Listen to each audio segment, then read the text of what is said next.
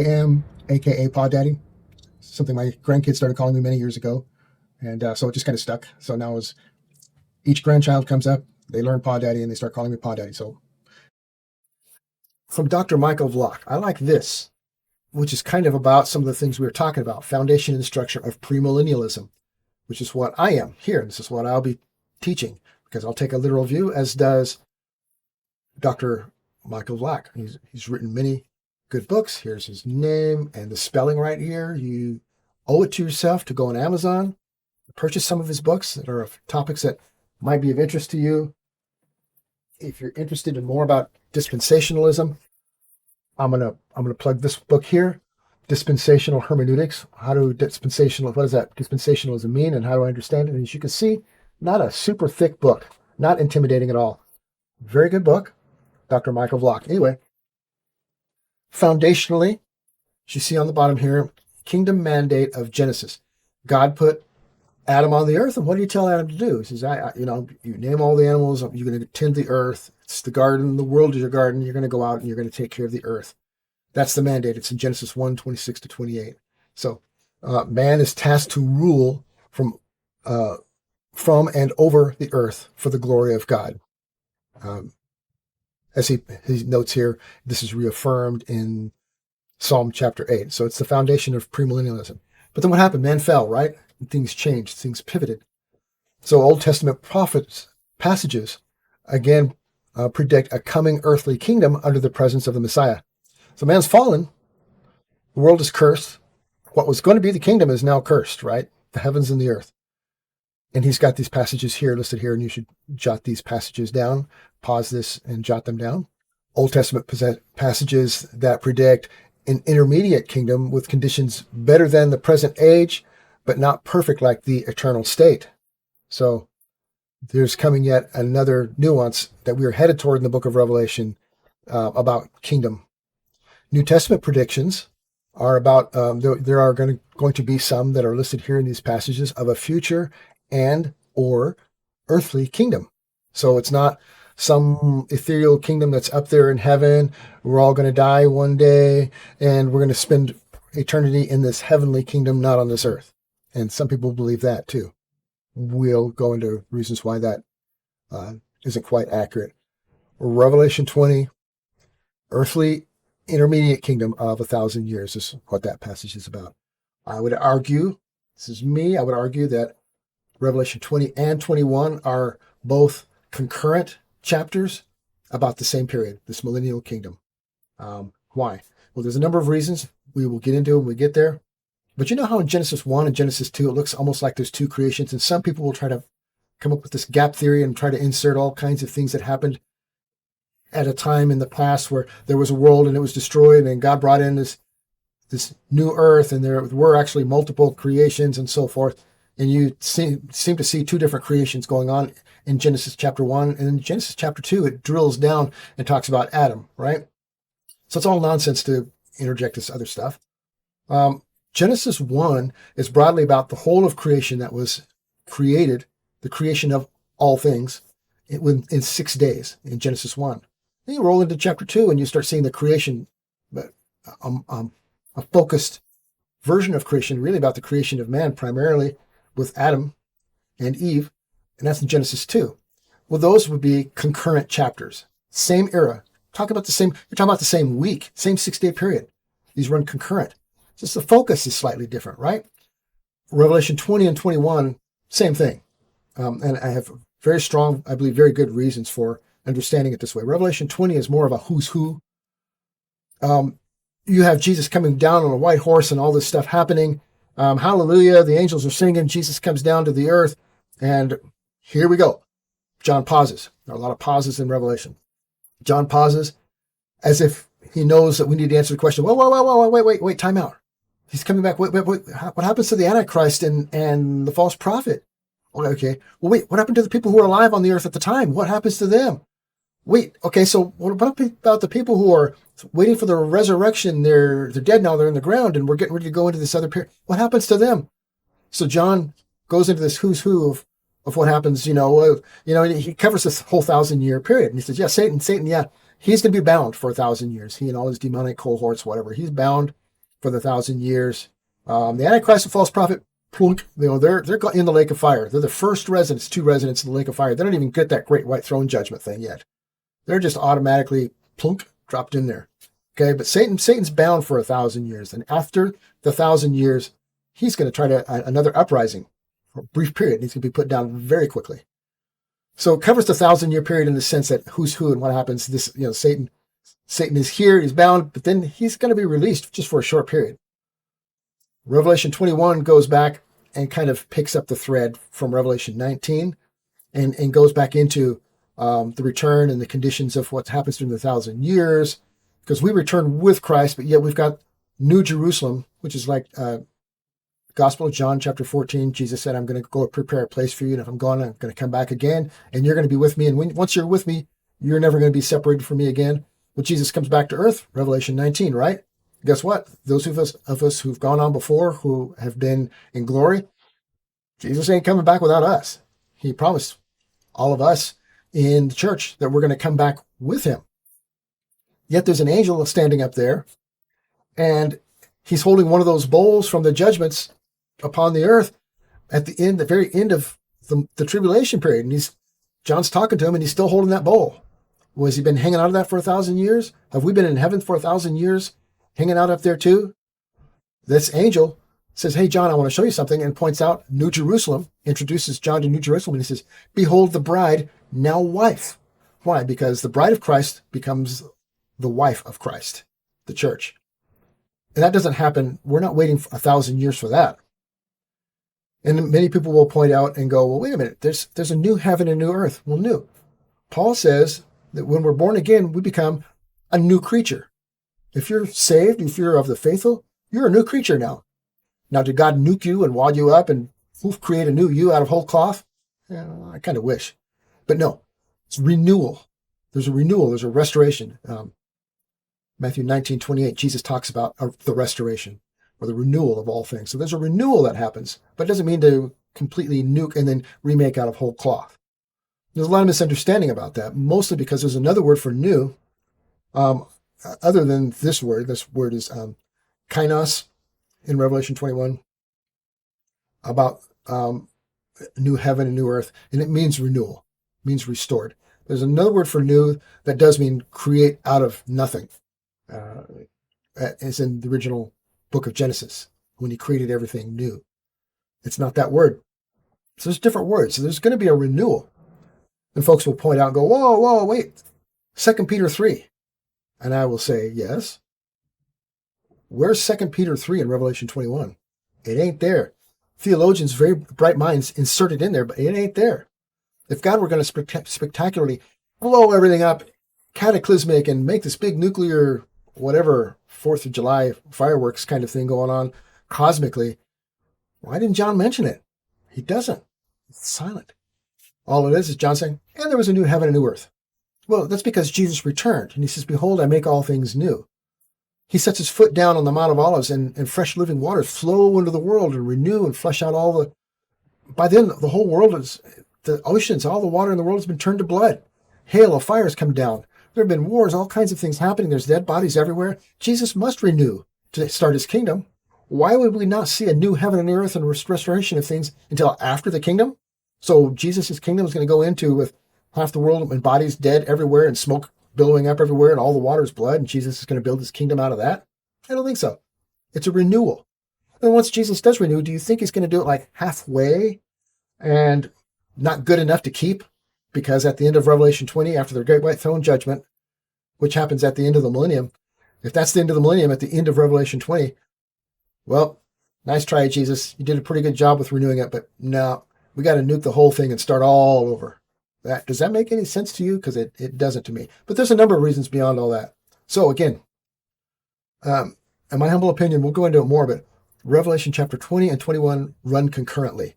They are concurrent chapters. They both speak of the same period. They are both speaking of, from different perspectives, of the same time frame of the millennium, the kingdom on the earth, after the tribulation period. So we'll get into all of that. So that's kind of like a wide swing of a little bit of everything that we have to look at, because I want you to understand that as we are reading the Bible, we run into all these types of problems, and we must resolve them in a way that's faithful to the text. And I'm not saying that that's easy, but that's the reason why we spend time, like for instance, as we are here, and go into some of these details and try to sort them out, be faithful to the text. I have myself in my end times perspectives, like that t-shirt that I was wearing the other day that said Semper Reformanda on the front, keep reforming. That's what we need to do. We need to keep reforming. And I've done this several times. I thought I understood things the way they were supposed to be, based at first on just what I was taught, what I was told, until some things didn't make sense. And I literally spread a big roll of white butcher paper, freezer paper, on my dining table and started making charts with a gum eraser and a pencil. I wasn't so cocky as to use ink. And I started charting things out and then seeing some things that didn't make sense and having to erase and go back and reread text. And it took me months to go over and to sort these things out. And that's what we should do. Don't even take my word for it. Don't take my word for anything.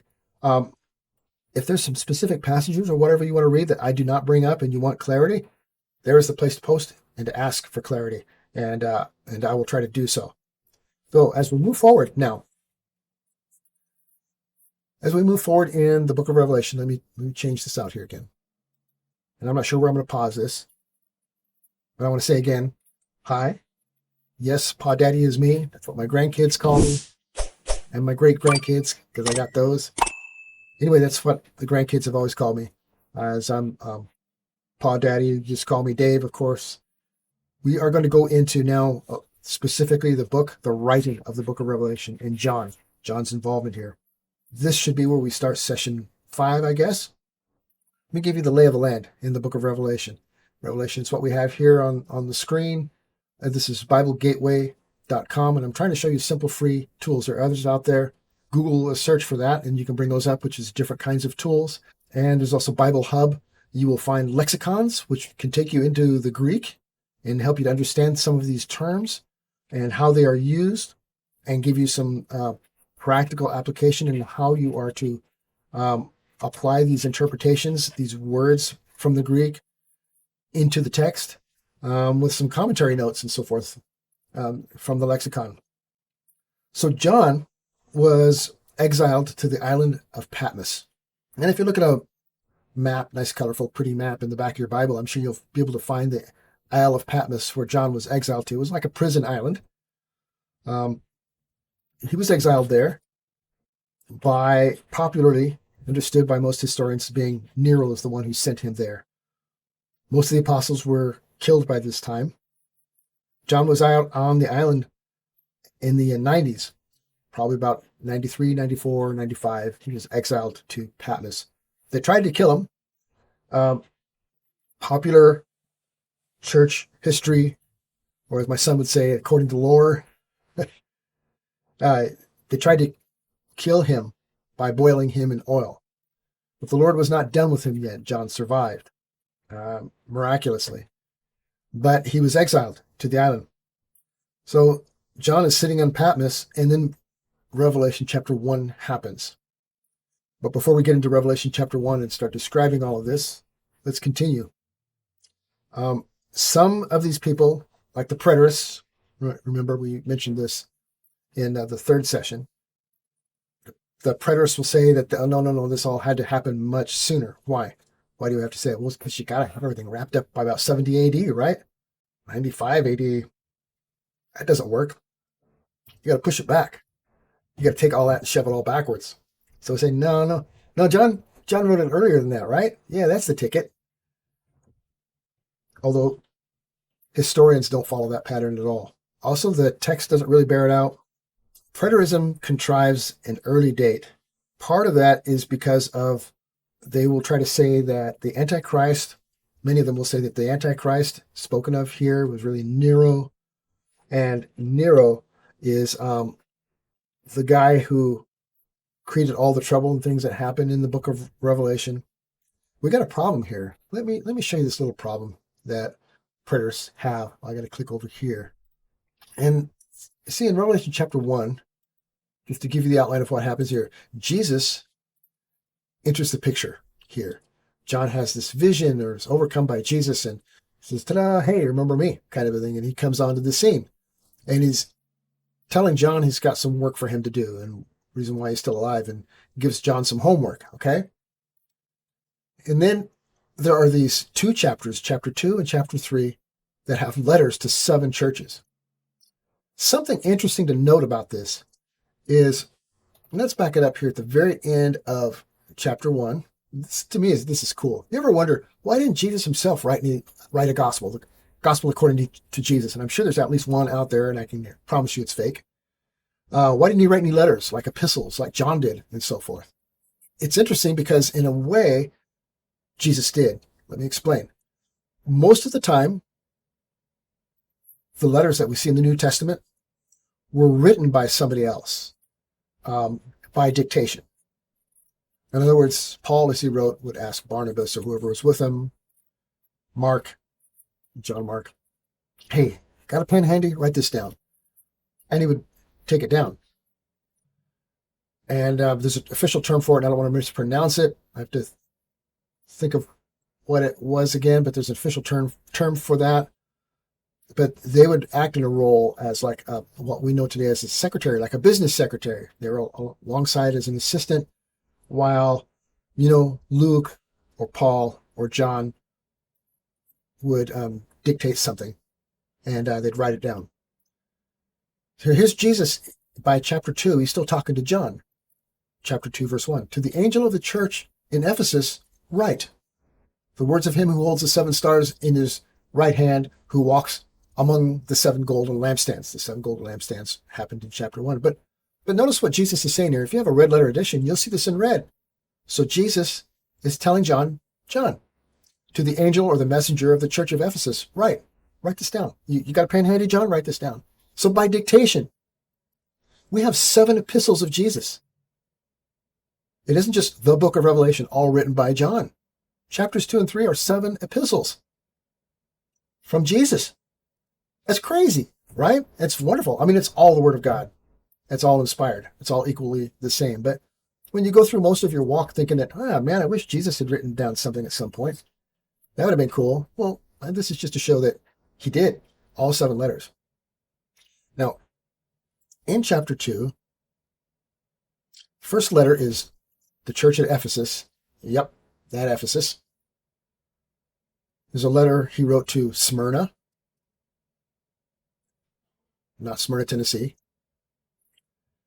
Then he wrote a letter to a church at Pergamum, here in Revelation chapter 2. Well, look at what he says here. And to the messenger or angel of the church in Pergamum, write the words of him who has the sharp 2-edged sword. So in each of these letters, Jesus introduces himself with a different characteristic or a different perspective. You write a letter to somebody, depending on who you're writing to, you might be writing to somebody as a husband or wife, a love letter or whatever. For me, it might be a to-do list. You write to your grandchild, to my grandchild, I'm writing as, I'm PaDaddy. That's me. I'm introducing myself as PaDaddy. To somebody else, it might be a business associate. This is your boss, the CEO. Jesus is doing that with each of these churches, introducing himself in a different way. You don't want Jesus writing you saying, hey, I'm coming as your judge. So here to the church of Pergamum, look at verse 13. I know where you dwell, where Satan's throne is. And this is where Zeus worship was popularly written. Yet you hold fast my name. Good job. And you do not deny my faith. Even in the days of Antipas, my faithful witness, who was killed among you where Satan dwells. Stop right there. Antipas was killed in sometime during the reign of Domitian, according to history. Domitian reigned from 92 to 96 AD. Oops. No, not Nero. No, not 70 AD. Not 80 AD. Not 85 AD. Not even in 90 AD. Domitian came in to rule in 92 AD. He was around from 92 to 96. Antipas is the guy, you probably heard the famous story, gruesome way to die. He's the one who had crafted the bronze bull. The bronze bull, he had it to where it was hollowed out. And you could open up this hatch in it, put somebody into the bronze bull, and they'd latch it down, close it up, and they would light fires underneath it, and they would kill somebody in the bronze bull by roasting them. Not a pleasant way to die. Well, this is, he had the mouth grotesquely fashioned in a way that was like a bull's mouth was moo, like that. It's got the O in its mouth or whatever. And so to have the long neck, almost like a trumpet going in to this hole for the mouth. So that as the story goes, as people would be inside screaming, their voices would be hollow and it'd be like the bull mooing or whatever it is that you say a bull does. We know cows moo. What does a bull do? Well, they do it, but bigger and with more full-bodied, I guess. So it takes a wicked imagination to come up with something like that. But this is the way Antipas died. And so that story, that bronze bull that you've probably heard about in history at some point in school, maybe it was, depending on how old you are, and more modern revisionist history, it might not even be mentioned at all, but you'll find it. If you look up the bronze bull, you'll see something about it. And there have been replicas made. So Antipas, how Jesus here is communicating to them about, hey, I know the town you live in and how evil and wicked it was, and I'm aware of faithful Antipas and how he was killed. Antipas was killed during the time of Domitian when this bronze bull was, and this is the guy who killed Antipas, was Domitian, not Nero. And that was many years after 70 AD. So this helps to stick a pin in the dating of the book of Revelation. And it couldn't have been in 70 AD. So it was written somewhere in the mid-90s, probably. So Preterism contrives an early date with the Nero Antipas connection, and it doesn't show in early works, early histories, like with Josephus, Tacitus, Suetonius. No early historians talk about an Antipas Nero connection at all. No early centuries Revelation commentaries try to tag Antipas back to Nero in 70 AD. So it's a relatively modern contrivance. The Nero timing of Revelation came about not until the 1800s. So traditional accounts in the 2nd century, Andreas of Caesarea, etc., linked the writing of Revelation to Domitian's reign. Earliest Domitian, I guess Domitian might have been around about 81 to 96 AD, according to many sources, but that's still not 70 AD. But it's estimated that Antipas, when he was killed, was in the early 90s. So I guess Domitian was around in 81 to 96, most popularly, according to historians. So progressive liberal Edward Rus in the mid-1800s was a theologian of higher criticism. In other words, he was a liberal. So Rus contrived this theory. It wasn't around before the 1800s. But those of preterist and partial preterist perspectives will hang their hats on that. They'll take that one to the grave if they have to get the Revelation pushed back earlier, closer to 70 AD. But it wasn't taught. No one came up with that before Edward Rus in the mid-1800s. He also favored the Pentateuch was a composite of several sources rather than just some guy named Moses, that it was hobbled together. He did not believe in plenary inspiration of the scriptures and in inerrancy of the scriptures at all. He was a liberal progressive theologian.